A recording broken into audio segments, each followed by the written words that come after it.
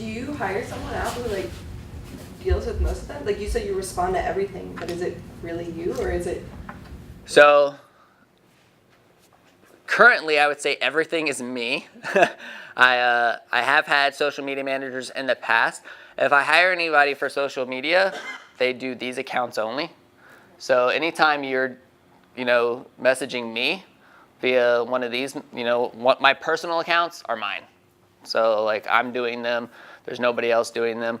Currently, I am definitely doing all of New Scooters for Less's stuff. I do have my team members. If you see any pictures of like customers being put up, we like to do big team pictures. So when we sell a scooter, we'll take a picture with the customer and their scooter and get as much of the team in there as possible. So any of those pictures are being put up by one or two different team members on my staff, but otherwise it's me doing it. What would you say is the amount of, in proportion from planned stuff to stuff that just sort of happens spontaneously? That's a good question. I would say, we were even talking about this yesterday. Yesterday's whole hot dog Snapchat thing was 100% spontaneous. And even though it was really excellent, and we've had a lot of people talking about it, it's been shared a lot, that kind of thing, we could have executed better by having things like this out there to hand out to people. Being like, we were talking about having the nsrel.tv card saying, hey, like you can find yourself later on, on this vlog. So we could have executed it a lot better if it had been planned. I am very spontaneous though. Those things just kind of happen to me. It's like, all right, like what do you guys want to do today? Oh, I got this hot dog suit. Let's go to campus and hand out candy. So it's, yeah, exactly. No, so those types of things could have been executed a lot better. We do some planning, goal planning, that kind of thing, where we want to see the vlog go, brainstorming, idea creation. The truth is with the vlog, the challenge is keeping content fresh, because obviously we're at the dealership and we're doing the same thing over and over and over again. We're servicing scooters, we're fixing scooters, we're selling scooters. And if you just keep showing content that's just that, then it gets very boring. But some of it's very interesting, like even seeing how I handle a problem with a customer, or seeing how we deal with a team member who got into a scooter accident, or seeing us expand the dealership and renovations, and like a lot of that kind of stuff is very interesting. But when it comes down to the core of it, we're doing sales, service, and rentals and storage, that kind of stuff. If it's over and over and over again, can get very boring. So we have to like find ways to either enhance the creative or come up with things that are going to bring the audience more value. Where I want to see more is engagement from people who are watching, so I know what they want. Whether it's another scooter dealership and they say, hey, like how do you guys do this in your business? That would be great to know what they're interested in, so that way I can incorporate it into the vlog. But right now we're not getting a ton of engagement on the vlog because it's still really new. How do you invite them to, other than the things that you talked about, the cards and stuff, like how do you invite them to engage you? You just have to ask. Yeah. I'm kind of the same way when I watch other people's content. I don't leave a lot of comments. I watch, I'm interested, I'm learning stuff, but I'm not necessarily answering the question of the day, or or the things that they do to try to enhance engagement themselves. So, but you just have to constantly keep doing that and keep asking questions. Just like you at the end of videos where you say, hey guys, if you found this interesting, please subscribe. It's the call to action. So having a call to action, hey guys, tell me what you want to see. Do you like this vlog? How could we provide you more value? It's amazing. Honestly, if you ask questions, it's amazing. You'll get some responses. I do that all the time with Snapchat. I've actually, during our renovations and stuff, I would take snaps of paint colors and be like, guys, this color, or this color. And I'd get responses, and and it helped. So, and it was engagement, right? Mm-hmm. So. Does constantly being on make you crazy? Being on? On with stuff. I love it so much. I love it too, but then it's I need to detox sometimes. I'm gonna go through phases of where I won't put anything on Instagram. I'm just done for a while. Yeah. I don't know. Maybe if there was more engagement, I'd feel more compelled to do it. Maybe. Why do you think? Is it just, it's just wearing? Is it an energy thing? Is it, what specifically? Yeah, like it's basically like, I don't know, I think I'm expecting so much more. I mean, we're very new, obviously, so, you know, I'm expecting so much more of a response, and when that doesn't happen, I'm just like, okay, I don't want to waste my time on that. I'd rather write emails and do stuff. And also, I mean, that ties into a question that I wanted to ask you, that you know very well that your target market uses Snapchat. When you're in the process of figuring out what your target market is, what age group and demographics and all of that, like what should you do for your social media strategy? Just do it all. So do you not know the demographic of the customer?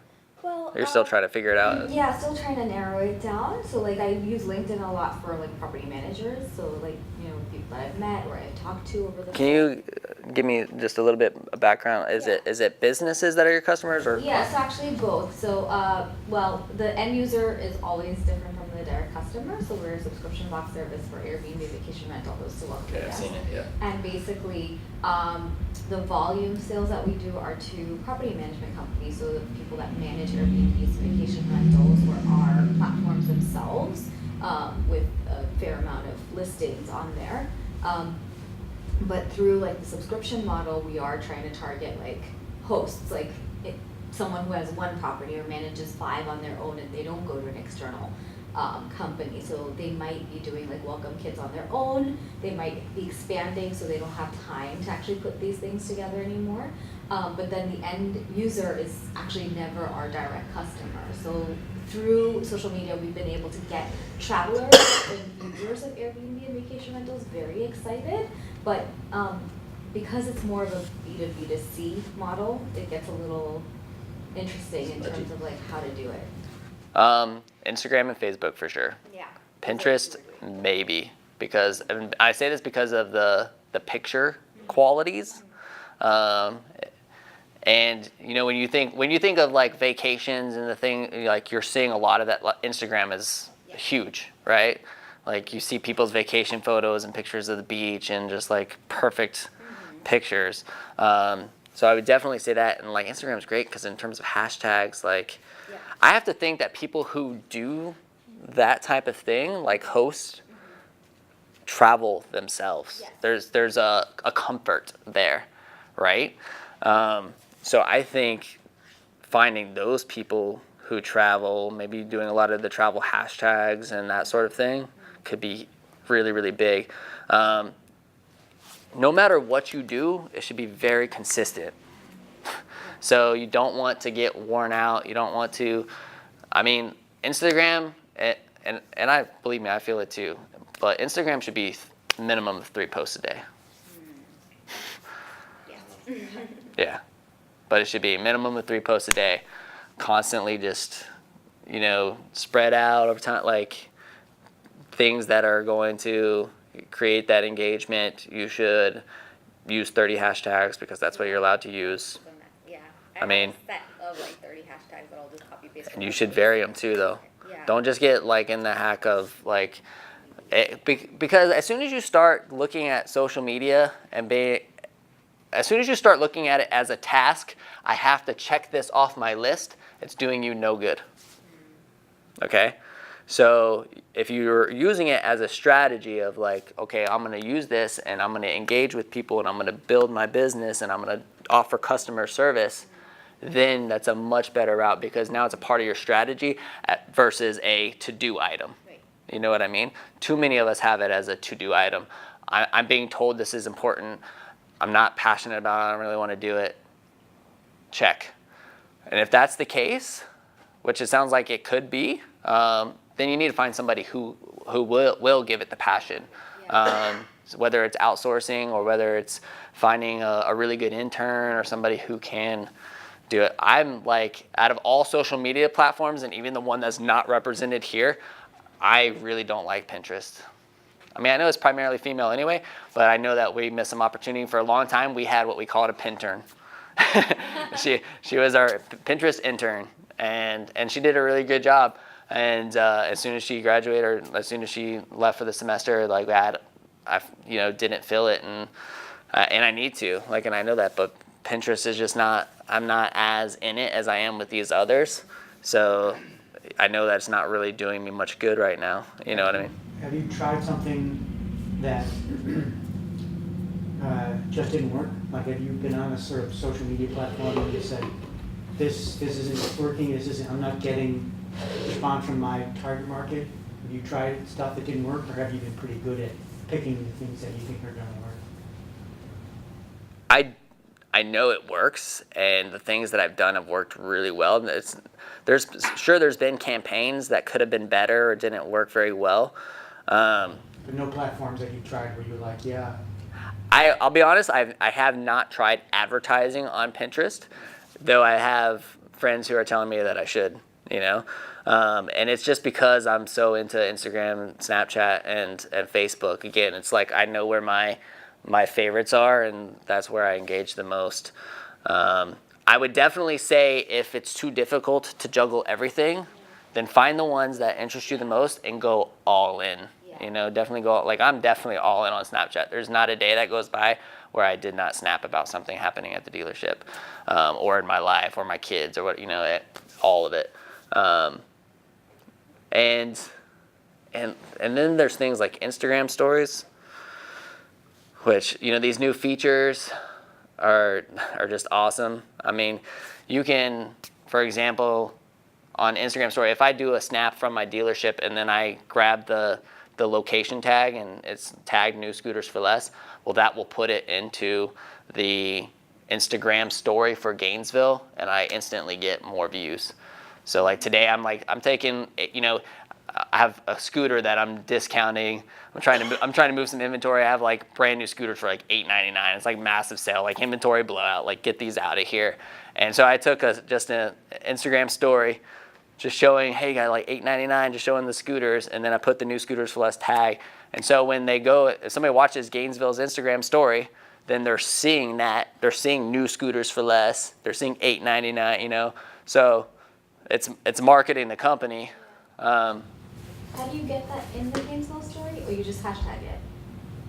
How do you get that part in the Gainesville? By just doing the location tag. Oh, okay, cool. Do you know what I'm talking about? Yeah. Like when you hit the like little icons that have the pictures and the stickers and stuff like that.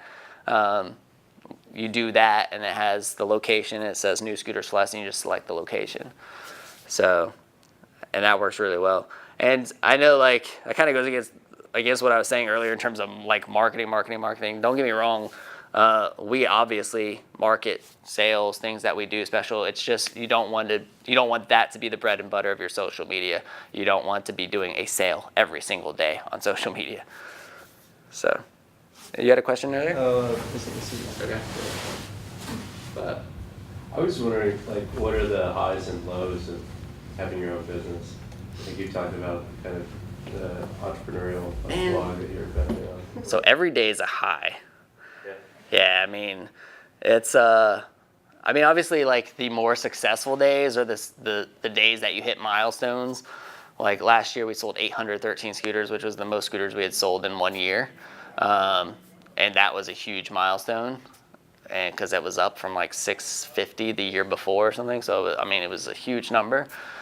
And anytime we have like a really, you know, like profitable year or anything like that, that feels good, right? Or the month, like August, we sold 311 scooters. That was the most we'd sold in 1 month, 311 units. And those are just huge milestones. And so I'm always at my highest when I'm like, yeah, dude, we crushed it. Like, yeah. So like, now the worst, I mean, I'm very good about keeping myself in check.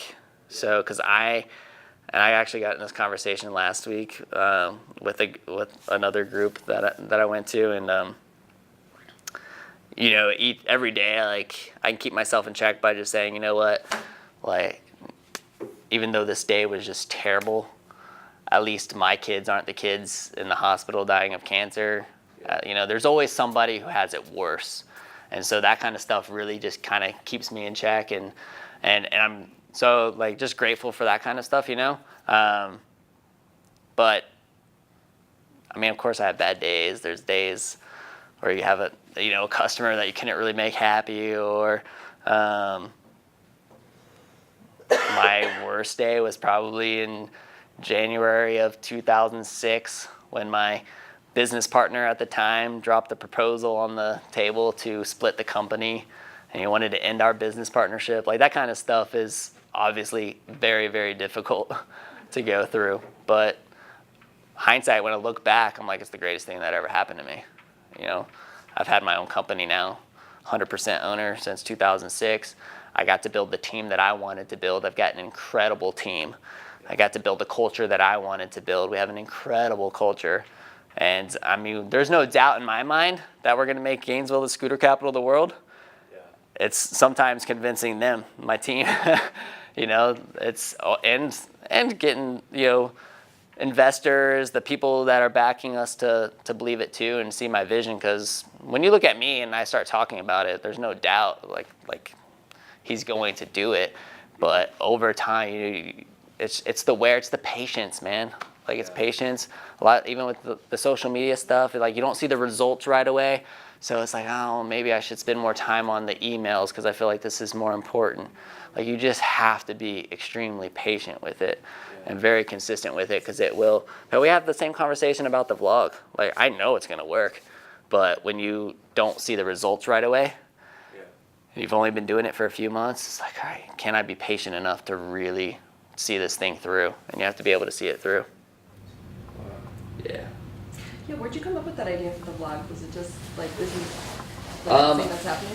So there's entrepreneurs that I follow that have done it and had much success. And there's actually a handful of them.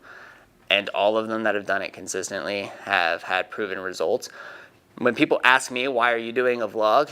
It's because I want to make Gainesville the scooter capital of the world. I really believe that leaders lead. We want to be, if we want to be number one in our industry, then we have to act like it. We have to start making moves that are going to prove it and show it. We're already one of the top scooter dealerships in the country. And that's, like I said, that's a really, really cool feeling. But I want I want to help other dealerships. I want people to see the way we do things. I want to help other entrepreneurs, other businesses, startups, people in this community, like whatever. I want people to look at what we're doing, and if it's learning from our failure so they don't make it themselves, great, then I help somebody.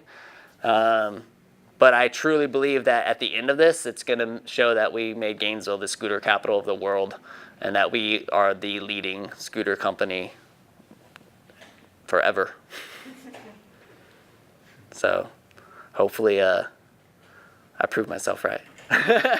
Well, I mean, like, that has to come up with the, like, idea in the back of your mind, like, oh, we're making Gainesville the scooter capital of the world, but does that also mean that you're bringing other dealerships along with you for the ride, but it's like you're distinguishing yourself from them in a really distinct way? Because, you know, like, when people think of Gainesville, yeah, they're going to think of scooters, and then it's like that kind of repercussion is bringing those other dealerships along with you, if you like it or not. Right.